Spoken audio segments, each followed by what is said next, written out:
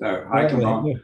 Hello, hi, hello everyone. My name is Clément Chéroux. I'm the Joel and Anne Ehrenkrantz Chief Curator of Photography at MoMA, and I'm super honored to be in conversation with Paul Graham about three absolute masterpieces of photo books of the 80s that were recently republished by Mac. A1, The Great North Road, originally published in 83, Beyond Caring, 86, and Trouble Land the next year, 87. Hello, Paul. So nice to have the opportunity to speak with you. Hi, thank you for doing this. It's great. My pleasure. So let's start our conversation by talking a bit about the importance of photo books. I want to mention that in the intro text for the accompanying book of the exhibition, But Still It Turns, an exhibition that took place at the ICP last year, and that will be soon presented in Arles, in the Rencontre, in the south of France. You wrote about and I'm going to quote you, you wrote about the lack of understanding of the photographic book as a vital artwork in its own right. So I would love to start our conversation by asking you, what is the role or the importance of the photo book in your work?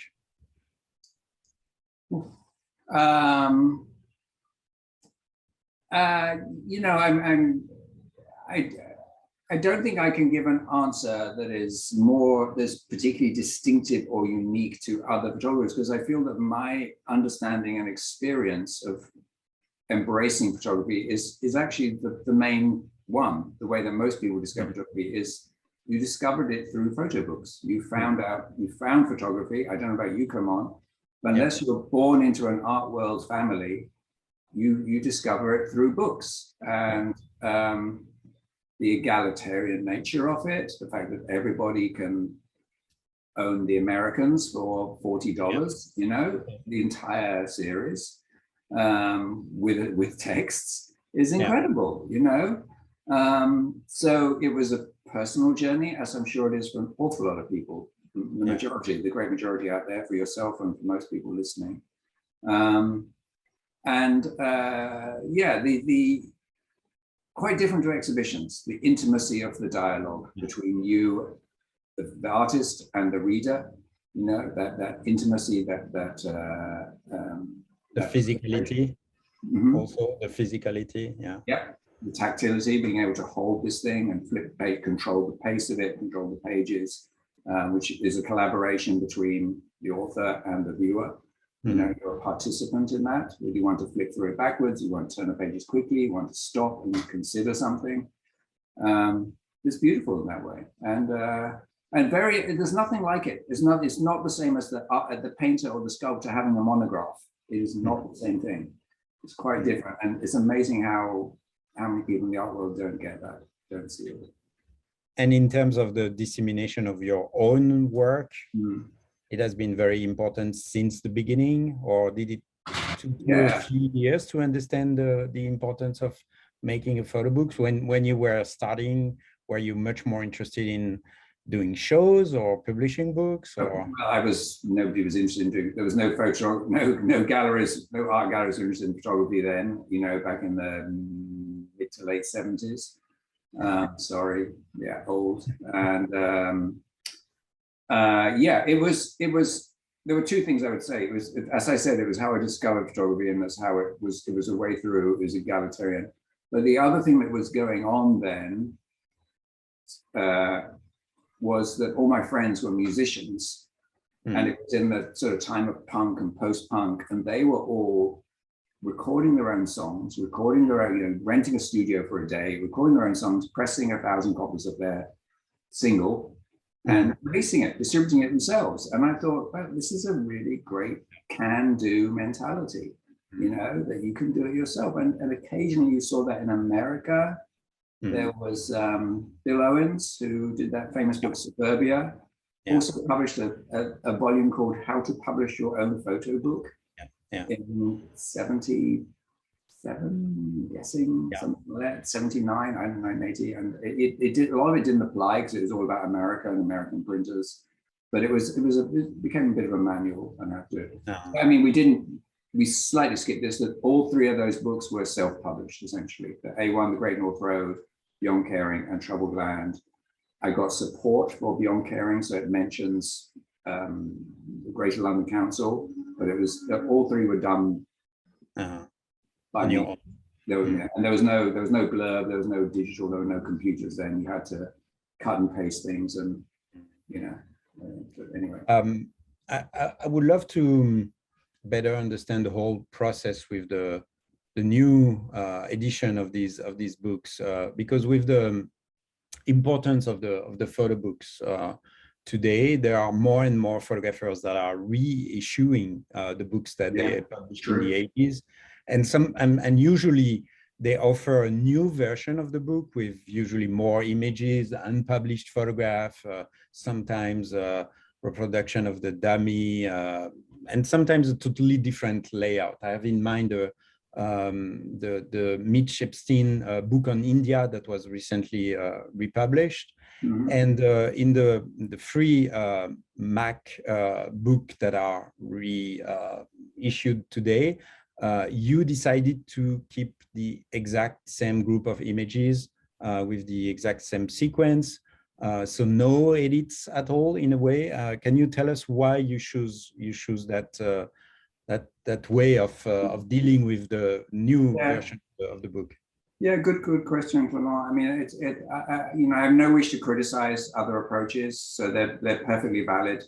As most people do, put an extra picture or two in, or reweave the cloth a little bit, and that's fine. I don't personally like revisionism, if you can go as far as that. Say that was someone completely reinterprets their work and to make it seem more in tune with the present day or more prescient than it was. But I don't think for a second Mitch or whoever you care to bring up has done that. I mean, so we decided just to keep things as they were. The same layout, same classic picture on the right, title on the left, white border around it, the picture, nothing is full bleed. With 2020 hindsight, are there some pictures I would like to take out? A couple, not too many, but I mean, maybe 3 from each book. I would edit out. And are there some I wish I'd put in?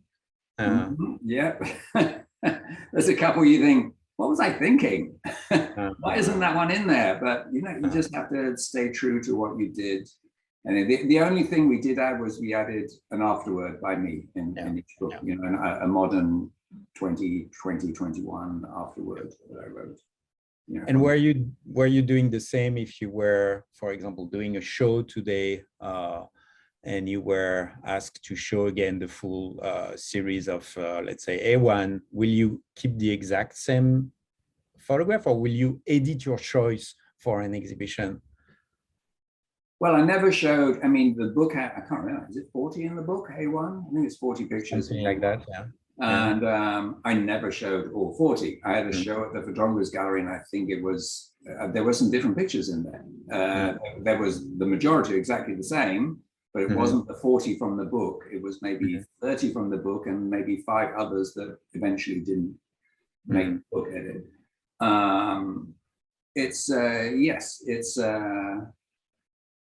It's interesting, because you, MoMA, own the original book prints. So you have them there. And one of the arrangements I made when you wonderfully purchased that set, the one master set, because then books were scanned from prints. They weren't scanned from the negative that you gave them the best print you could make, and then they scanned that. And that master set of prints, you own that. And the arrangement was that I would also give you modern pigment prints at the same time. And Sarah Meister, who was looking after administering that purchase, that acquisition. And I turned up with these with a box of modern pigment prints with a much, of course, modern pigment prints have a much bigger color range, color gamut. Yeah. She went, this isn't what we want. We want the pigment prints. Yeah, match the old C-type Kodak prints. Yeah. So I had to like, oh, okay. Had to revise them down, pull in the colors, desaturate, match the Kodak more. Took them back to Sarah, second version. She said, right direction, but still not enough. Third time, print all 40 again, which was fine. And then we got there. So we made the pigment prints match the Kodak. The palette and color gamut of that time was the idea, but hopefully, in theory, they will be much easier to display without any concern. Yeah.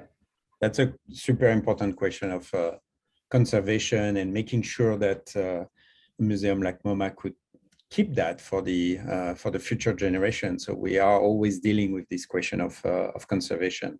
Right. But I'm super interested in this question of photography in books and photography as prints that are shown in exhibition. I'm interested in that kind of duality. And there is something which is quite interesting on the back of on the back cover of the A1 book. It says, and I'm going to quote, long out of prints and only available as a collector item. So speaking of the book, this new edition keeps the original design and layout, but makes use of modern scanning and printing technology to significantly improve the reproductions of Graham's photographs, end quote. And that's super interesting for me to read that, because I have the feeling that I have the feeling of experiencing again a kind of distinction that existed at the end of the 20th century between vintage prints and modern prints. There was exactly the same kind of opposition. The new one was technically better, but the old one has a kind of unique aura or something like that. Yeah. So I wanted to ask you, between the two versions of the books, what makes the difference for you? What is the difference between the old one and the new one for you? Tough question, because obviously it's like, choosing between your children, which is your favorite child. I only have one, luckily. Yeah, I mean, I think it's, I don't want to go too far down that rabbit hole, but I think what that was, that blurb written on the back, which was from Mac, I think that it's simply referring to the fact that now we could scan the negatives in high resolution to a wider color. The ink, just like in prints, offset reproduction has expanded its colors, so you can do that. It has deeper blacks, finer resolution, computer to plate, CTP has come in, which wasn't before. All the scans were optical. The reproduction was optical through a camera, a repro camera. Now it's computer scanned and digital, direct to the plate. So it does that way. The paper has changed too. Just to mention, just like we were talking about with the prints, that you have the acquisition and the modern prints, that paper in the early 1980s was much warmer, creamier. It didn't have the, I don't want to get too technical, but it didn't have optical brighteners in it, which is the thing that takes in UV light and sends out blue light. So it makes cheaper paper pulp look very bright white. And that is great while it lasts, but those optical brighteners burn out. And then you get this, everyone's had books where they've looked around the edge and seen this yellow tinge from the oxidation of the optical brighteners. So I tried quite hard with Mac to make sure we used a low OBA optical brightening paper, which also helps because it made it look more like the original one. Doing that. Interesting. I would love to move forward with each of the books, and maybe we should start with A1. Published in 1983. And it's a book that covers the entire length of the A1 route from London to Edinburgh. And I'm super interested in what was going on at the same time in the US. And I'm particularly interested in all the photographers who at the same time were photographing from the car window. I'm thinking of Lee Friedlander, Gary Winogrand, Henry Vessel, Joel Meyerowitz, and so many others. And I must say that I was surprised when the first time that I saw that book, I was surprised not to find this type of photograph in your project. No, there is no photograph made from the car window or from the perspective of the driver. And of course, I know that you were using a large camera, large format camera, and it of course prevented you from taking a photograph from a moving car. But beyond these technical constraints, I wanted to ask you if in your approach, the desire to position yourself clearly outside of the American tradition of the famous road trips was something important for you. Yeah, I mean, I wasn't, you know, I've not studied photography academically, so I was conscious of the people you mentioned and that legacy, but not overburdened by it, not too in awe of it. You know, and I came to photography at the time of Eggleston and more than the time of Frank. Okay. Or Frank of Friedlander. So those are my sort of lodestones in that way, my key waypoints. But it was conscious. You're absolutely right, and it's a good point you make. It was conscious not to have a grabbed road motion faux movement picture in there. I wanted. I think I tried it once and failed.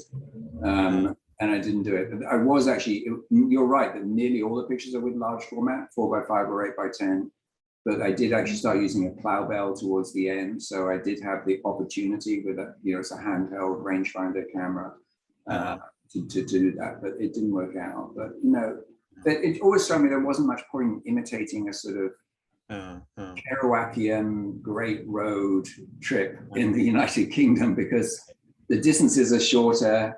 You can't like hit the height, you know, Frank's famous line going through the desert. You can't, you just don't find that. That's not England. It's great, it's raining, you get stuck behind a truck. It doesn't work that way. And you have to honor that. You have to honor the gray weather, the climate, the lack of visibility, the unspectacular landscape for the most part. You know, and yeah, going from going, you know, the length of Britain, because Britain is England and Scotland. So around the length of England and to the Scottish capital, Edinburgh. I mean, what did attract me about it wasn't the strip of tarmac. It wasn't the road. That was a just convenient ribbon on which I could place my interest in photography, in the life around it. So that's where you find portraits, you find landscapes, you find still lives, you find interior architecture, you know, outside of buildings and inside the buildings. You find the sky, the weather, you find modern bits of thing and nostalgic old bits. So it's a way of allowing myself that broad palette of subject matter. As broad a tapestry as I could make to give myself the freedom and not restrict it to a moving car window or I was super interested that there is 2 plates in the book. For example, plate number 6, which is titled Train and Cars, and plate number 37, which is titled Bus, Car, Airplane. As if you were counting through your photograph all the different type of transportation or modes of transportation that exist at that time. And so I wanted to ask you if the book is also a kind of reflection on how transport changed the social landscape of UK in the 80s. Was it about that? There's a connection there. I can't deny it. the first thing I say is oof, and I wish I'd paid more attention to my titles, you know, because you're reading into them something that was just, okay, let's call this one train. I mean, clearly I'm pointing out that there is an airplane up in the sky, there's a bus going round over the flyover, and there's a car going round the roundabout. And yes, I'm making a connection there that here we are in the modern world, you know, it's not steam trains or anything like that anymore. So yes, I was pointing out, and in the one that is train and cars, the cars are actually, it's a scrapyard, if I remember right, a junkyard where they've junked cars and just left them in a field, and there's a commuter train going past. But yeah, you know, I mean, titling in photography is a difficult thing. Okay. As you know, the minute people look for the title and think that's the explanation, and it's just a couple of words to identify this picture compared to the other 25 that you have. So yeah, it's okay. And another things that struck me when I looked at the new version of the book, I'm not sure that I saw that in the earlier version, but I can't remember. What was clear for me with the recent reissue of the book was that the color blue was super present in A1.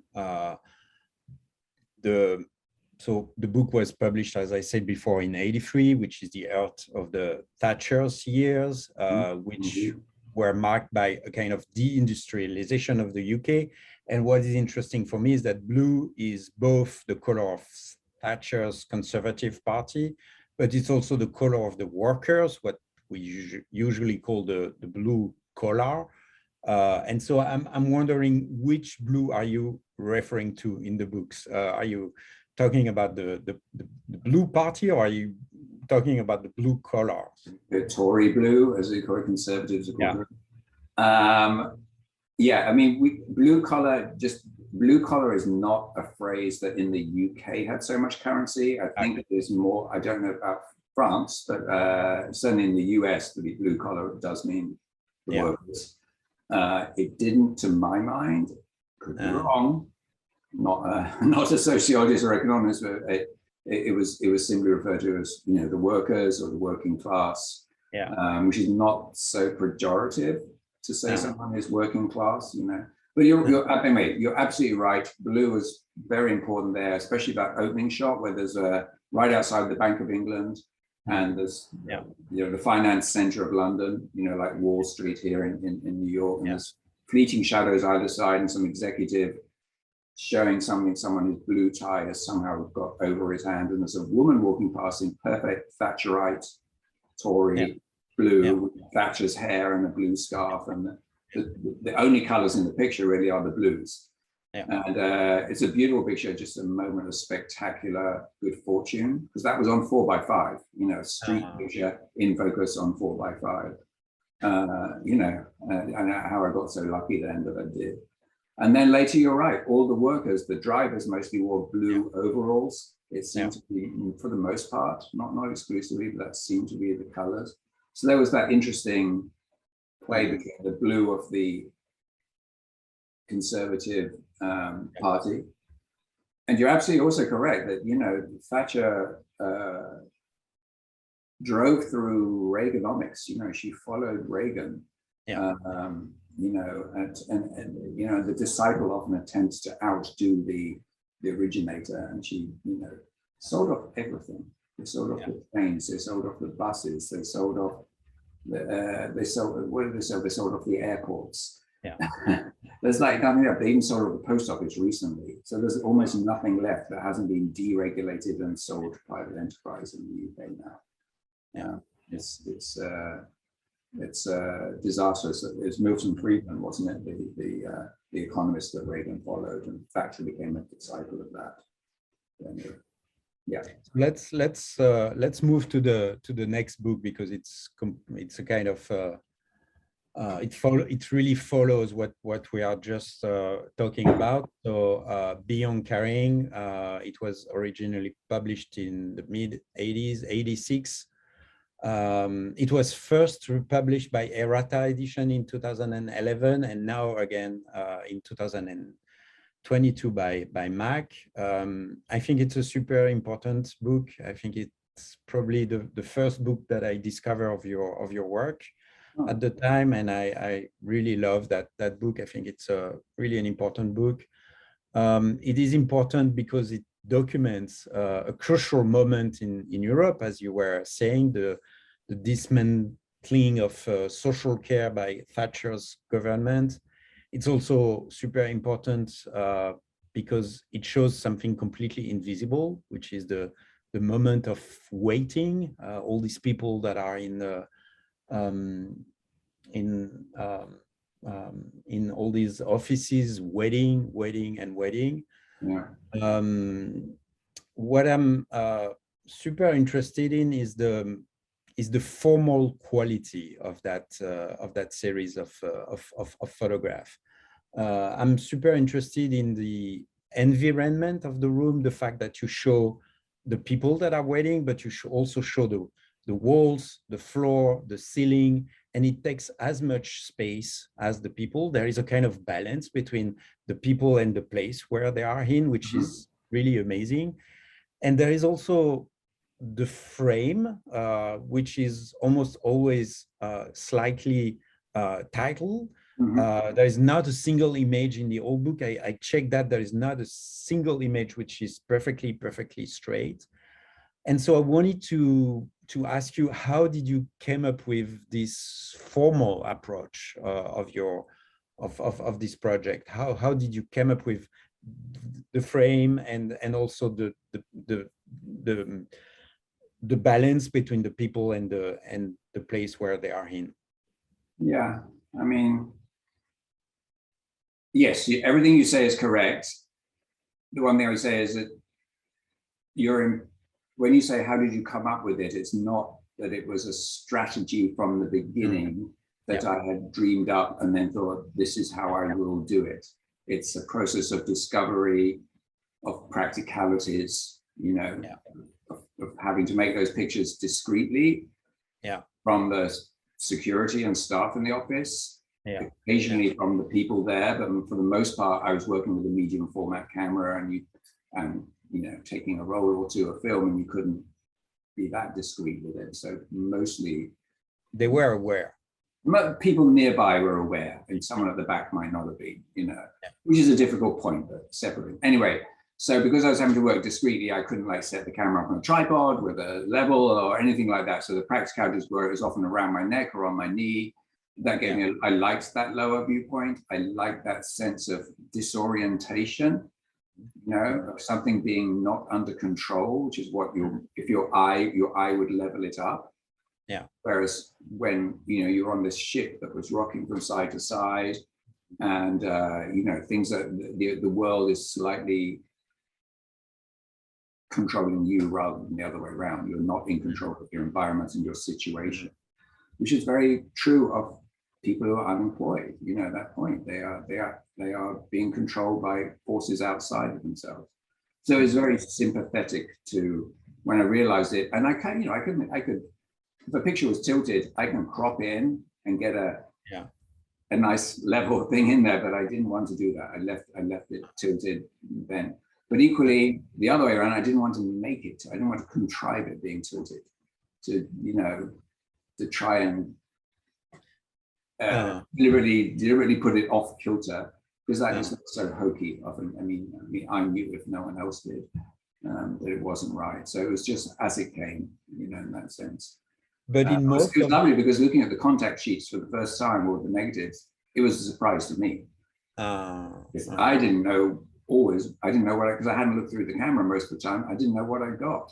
Oh yeah, that was my next question. I was wondering if you had your eye in the viewfinder, or if it was so low that you cannot really control the composition of the image. Yeah, the second one. Yeah, you can control things. I mean, there's a wide angle. I was using a Plauvel wide, which is, I don't know what that is. You can do like a 28 millimeter or something like that. So, you know, you knew that you got most of that end of the room was in the picture. And and obviously I took multiple Yeah. frames to give me options. But it was still a surprise, you know, oh, this is in, or that person's, you know, shoes in the corner there. You didn't know that. And then, you know, you have to recognize and embrace the accidents and mistakes that happen and pull them in. Yeah, welcome. When I look at the photograph, I'm always thinking about the French painter and caricaturist Honoré Daumier. It's always, I mean, I cannot look at this series of photographs without thinking about Daumier, and something we completely forgot about that. But in the 30s, Daumier was taught in absolutely all the Marxist-Leninist course. He was really the painter that was the only one who was able to represent the working class, and particularly his famous third class carriage, which was really a kind of icons of communism and all the thought that was associated to that. And Walker Evans' Subway's photograph are also completely related to this idea of depicting the working class. And I was wondering if it was a tradition that was important for you when you were photographing beyond carrying. Certainly, I didn't know about Daumier so much, but funnily enough, reading a book to my son is like the history of trains, and there's this train with the first class carriage and then the second class carriage. First class carriage with glass in the windows and their luggage is inside. And second class, they have their luggage on the roof, but at least they have a seat. And third class, they're basically in the cattle wagon at the back, you know, with their luggage on their laps. It was, and that was in whatever it was, 1870. So plus ça change there. And Evans? Evans, yeah, of course, I love that work. Yeah, I mean, we're getting into a bigger issue here, you know, into the notion of taking pictures of other people, of agency, of the license of photographers to image other people who are not aware of having their picture taken. Yeah. Don't know if you want to get in that now or later, but that's a big issue and crisis within photography at this point right now.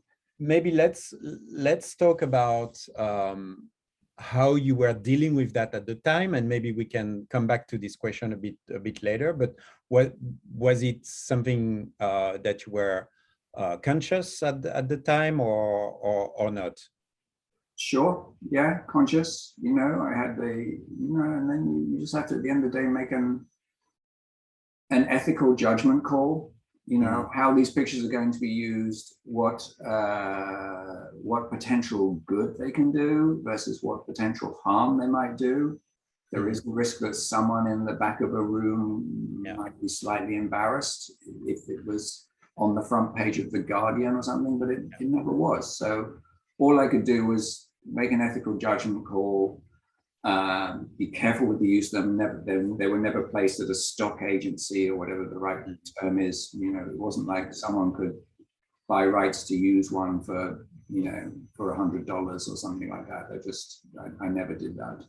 It was just for the book, the art world use. And they had this bizarre double life beyond caring, where they were, on the one hand, interesting as color art documentary photography, which was fairly new there. They took the traditional subject matter of black and white photography, the unemployed, the poor, but flipped it into color, disorienting color at that. So that was a sort of unusual, didn't know what I was doing, but that was kind of what lay at the bottom of that. And at the same time, they also had a non-art world use in that trade union organizers got in touch with me and they wanted to use them at conferences. And there was even what's the right word for it? A therapist, doctor, because there was so much unemployment from the miners and everything that people had a big problem talking about being unemployed. And this doctor, I remember the doctor getting in touch with me and asking me if he could have some pictures for his waiting room to instigate conversation, so people could start, so men could start opening up, because it was mostly men then, opening up about, you know, even if it was to complain, you know, about being unemployed or the quality of the pictures or whatever, they'd find it opened the dialogue, opened the doors. So they had that almost therapeutic use in that way. It was very strange how they, and they were shown at MoMA in New Photography 3. Yeah. So it was like. That's what I like with photographs, the fact that it could be used in different contexts. I mean, I think that's something which is super important. Yeah. But let's move forward with the third book republished by Mac, which is Troubled Land, which was originally published in 1987. And it's a book that looks at the conflict in Northern Ireland, not frontally, I would say, as a press photographer of the time would do, but rather from a kind of distance.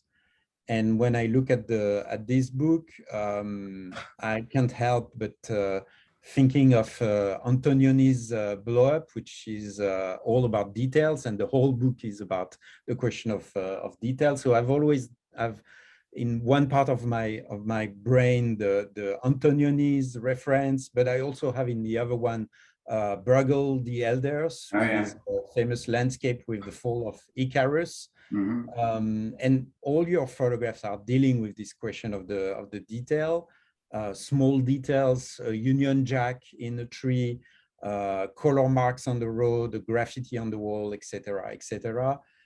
And so all these details are reminding us that something is happening, that there is a conflict, that you are photographing a conflict.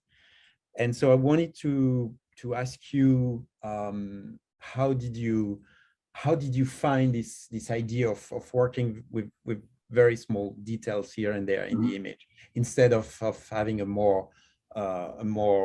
approach that would be much more about close-ups and things like that? Right. Well, how do you, as you said before, you don't start out with an exact strategy that you've polished and perfected and then just go and, action it, do it. You arrive at it through struggle and through making mistakes and errors. I guess there was an image that was important in the process, which is the one with the roundabout. Yeah, absolutely. Yeah, there was that important image, which I told it various times, but it's in the intro of the book, where I was photographing in February '84 in Andersonstown. It was a tougher Republican area, and I was walking around there in the morning, and this army patrol came through, and they saw me with the camera. I was then using the Plowbell, a sort of biggish professional camera around my neck, and they checked up on me. They stopped me and radioed in my name and everything, and checked I wasn't worried. But photographers cause slight suspicion to the army patrols, because often the one side or the other would set up an embarrassing incident for them and have a photographer there to capture it for their own purposes, Yeah. So they checked I wasn't wanted, and then went and told me not to take a picture and went on their way. And then I did a bit of beyond caring of click around the neck, which I'd learned, polished for the last, year or so in the unemployment offices, and got that picture. And I realized, and then, all the other time I was photographing the stuff that you're surprised at. Ooh, look at that gable end mural declaring this hero or that hero of whichever allegiance you may have.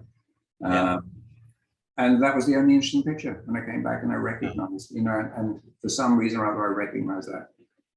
Did that recognition of blending conflict photography with landscape photography, of subtle subtle details that trampolined you into another area, where you have the comfort of, I'm looking at a nice landscape here. Isn't that comfortable and relaxing? And then, wait a minute, oh no, this isn't right. So that, the unease of realizing it's a conflict photograph. So the comfort of the landscape versus the unease of recognizing that building has been bombed, or this flag is there to, that became really interesting to me. Influences, maybe a little bit Robert Adams with From the Missouri West book, which rightly or wrongly, I looked through it and I saw little details of man's touch in the landscape. You do a landscape and there'll be a Coca-Cola can in the corner, or a soda can in the corner. And That was interesting. I mean, not Not yeah, not Bruegel or Antonioni. I love that Bruegel, yeah. And then, you know, of course, there's the fall of Icarus in the corner and the plowman digging up the skull, which Yeah. you will miss very easily of Yeah. a body, which is even more relevant, you know, in Yeah. that way. And in terms of the process, does that mean that you were finding first the detail and then stepping back, or how because I can't imagine that you were seeing the little detail from far away and saying this is the right position to take the photograph. So can you tell us a bit more about the process of finding these details? Good question. I'm not sure I can put myself back to 40 years ago, but yeah, I think it was more the second one. You know, you'd be driving. I was driving around a lot. You know, I didn't really know anyone there. I didn't have a press card. Didn't have a press pass. I was a little bit intimidated by not understanding the politics of Northern Ireland very well. You know, I know more than the average person, but still nothing like someone who's born and raised there. But yeah, you know, you'd be driving, you'd see a Union Jack high up in the tree, and realize that that was interesting. I knew by that point I didn't want to run up to it and get close, or the paint on the road were leading down into London Dairy, call it when you want to, where someone had gone down the road and thrown red, white, and blue paint to the colors of the Unionist. And stand back from that, and so you have the whole river and the city in the distance and the sky, but this paint splatters like a Jackson Pollock type politicized marking. And let's talk a bit about the presence of the sky in this image. It's interesting for me because in Beyond Carrying there is a strong presence of the floor. And here in Troubled Land, there is a lot of sky. Most of the image, the sky is just more than a half of the image. Can you tell us a bit more about that? Yeah, I mean, one thing to say is I would point out is I was working on Beyond Caring and Troubled Land at the same time. You know, both were 84 and 85. Yeah. Beyond Caring was then locked and published. Yeah. And came out and locked for publication, and Troubled Land I carried on another 6 months. But what was great about that was one was claustrophobic in rooms. I could get the telephone directory and look up where the Social Security and unemployment offices were, and I had this list and I could cross them out as I visited them. Northern Ireland was the opposite. I'm driving around, I don't know where my pictures are. It's not a huge place, but it's still plenty big enough to drive around, and you're struggling to find where's the picture. Is it around this corner, or is it the other side of our, you know, the other side? Is it you know, 100 miles north of there? So you know that there was a nice balance there. Anyway, is the point. One was outside in the, you know, I was embracing the sky, the climate there. The Irish people love to say, oh, you get big skies here, and do, you know, that the weather is straight in off the North Atlantic. It changes constantly. You'll see storm clouds, rain, and then the blue sky, you know, 10 minutes later, a rainbow. Whatever. It was spectacular in that way. Yeah, and then, yeah, so big skies, which were great in that way. And then, yeah, I went back and photographed the skies later. It's never been published, but yeah. I would love to continue our discussion and ask you about the question of the subject in your photograph, because I have the feeling that in the 80s, the subject of your project were quite clearly identifiable. I mean, the first project is about the Great North Road. The second one is about social care. The third one is clearly about the conflict in Northern Ireland. And I have the feeling that you clearly started your project with a kind of self-imposed assignment. I'm going to work on that. And in the following decades, the choice of a subject is linked to other geographies than the UK, Europe, Japan, the United States. it seems also to be a bit more open in terms of approaching a subject. You don't have a kind of preconceived subject. You find your subject in the process of taking the photograph, and so this is something I'm super interested in. I'm reading a lot at the moment. I'm working on an anthology of texts of John Tchaikovsky, so I'm working a lot on that. And there is one famous text or famous interview where he talked about the importance of the subject, and he explained that the photographer has to understand, and I quote him, that the subject is not a given. It's not a starting place, it is a finishing place.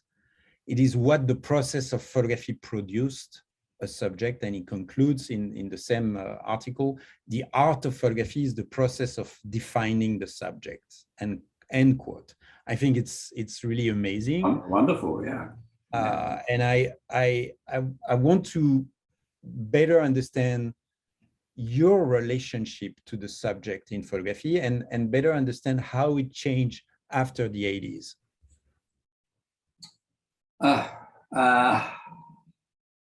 I'm not sure I can answer that. I love that quote. It's wonderful. It's why I have problems with editorial photography and have never been successful at making a living or assignments, because I'm sorry if I'm being reductive here, because Sarkowski's quotation is far more profound than I'm making it, but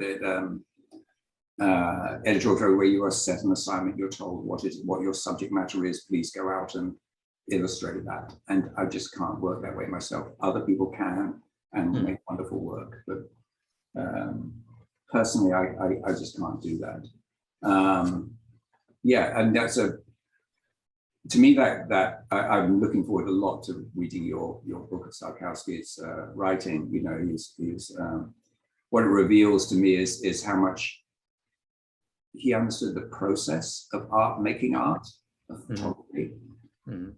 He didn't just judge by end results, because he took pictures himself, didn't he, as well? And I think he understood the process, the creative process you're going through of finding and identifying what it is, the struggle of identifying what it is you are of photographing, how to do it, how to, you know, and the process of arriving there is the end destination, you know, that you clarified what your subject is. And particularly when we're talking about it here, it sounds like I knew exactly what I was doing in unemployment offices or Northern Ireland, and how I'd, you know, mix landscape photography and conflict photography. I had no idea of any of that.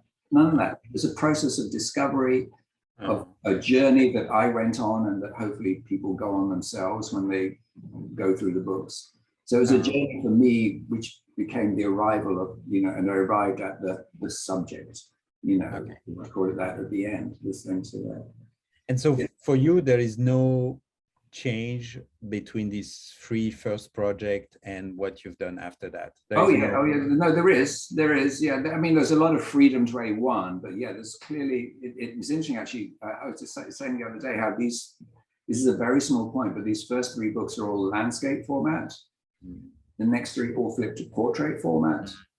I'd become friends with European photographers at that point. Color documentary had taken off in England, and it had become the dominant form by the mid to late 80s. And I didn't want to restrict myself to being only that, great as much of that work is, you know, with your Nick Robbingtons, Anna Foxes, Richard Billingham's, Martin Parr's, all that, you know, Paul Rees, so many people doing wonderful work. But I became more interested in what was happening in Europe and Japan, and started to travel. Hopefully we're gonna have a dialogue in 5 years' time about that. But the last thing I want to say, the one thing I want to throw in here actually about Sarkowski was, I didn't know him that well, but obviously I met him a few times. And after he retired, I went to see him. He had a show at his club. The Century Club. The Century Club. He had an exhibition of his apple orchard photographs. And I went there and saw him, and I think I was with Susan Kismariki, you know, the curator. And said hi and congratulations. And he said, how are you, Paul? And I said, fine. I just finished Shimmer of Possibility then. And I was feeling, you know, like, this is good. I'm still productive, you know, I'm making work. And I said, it's good. It's like, I'm quite happy right now. I think I've finished something and I hope it'll be released soon. He goes, that's great. That's great. Great, you've done something. But you know what? You're going to wake up all next week and think it's all shit. And he's right, you know, you do, you know, you have to, if you want to carry on as an artist, you got to like look at your puzzle and think, okay, yeah, you know, that was good. You see, you got to see it forward. And it's like, you know, that's another example of people understanding the creative process. And you can feel satisfied for about a week or a month, maybe, and then. I think it was right about this apprehension of the creative process. And I think I have one more question that I would love to ask you, which is about your relation with what we can call the documentary condition. And in 2010, in a presentation that you've made at the Forum on Contemporary Photography here at MoMA, and more recently through your exhibition, But Still It Turns at the ICP, you mention or you affirm that documentary style or straight photography has entered into a kind of crisis of legitimacy. And so I would like to better understand what you mean by a crisis of legitimacy of straight photography. What caused that crisis? I would love to hear more from you about that. Well, thank you, but you know, me and my big mouth, you know, it's easy, right? Is it related to the question of the subject? Yeah, you know, of agency, of photographing other people's lives, you know, of the correctness of doing that. Are we now only going to say that pictures where this person has agreed to have their portrait taken, to stand there against the wall and have a picture, which can be wonderful. Rineke Dijkstra, Judith Joy Ross, you know, I mean, there's so many examples of that. Or the person has agreed to make a little piece of theater for you, you know, where you're going to stage something and we're going to act this out, you know, and that's another agreed upon. So is there not going to be any more Walker Evans or Frank? Is that it? Is there a red line drawn through this at this point? And that to me is the crisis of legitimacy in photography. Whether you want to call it documentary or not, I try to avoid the word too much because it's such a convenient way of siloing photography away and separating it from art and from a deeper reading. You know, oh, that's documentary, which is why I tend to myself think of documentary photography as some classic movement from the 20s through to the 60s, 70s, and after that we moved into a post-documentary time where you want to call it post-documentary, you want to call it lyrical documentary. I've heard neo-documentary, much more expansive and doing. And I think Eggleston was key in this, in that way. Sorry to throw him back in, because everyone gets hooked. I've written about this somewhere else actually, but everyone gets hooked on Eggleston and color as the breakthrough. But actually for me was this expansiveness of his vision. The fact that some shoes under the bed and the sky and a light bulb and a portrait and a detail of someone's room and a sofa and somebody standing in the garden, all were legitimate. They all were part of his oeuvre, his subject. Is he documentary? Not really. Yes, no. And that was a great gift to everyone. This expansion of territory that we could operate in. That was profound, much more to me, more profound than color for me, in that way. So yeah. Did I answer some of that, or? Yeah, no, I mean, that's, I think you're right.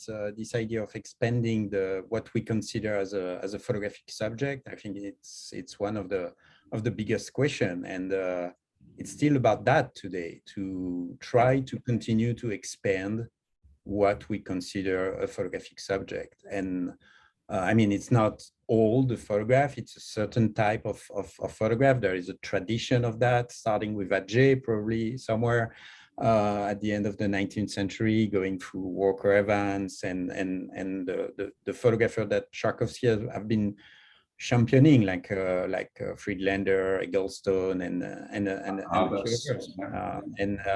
and it's true that this is something which is still super important today. Something which is super difficult to define. I mean, there is not the right word for that.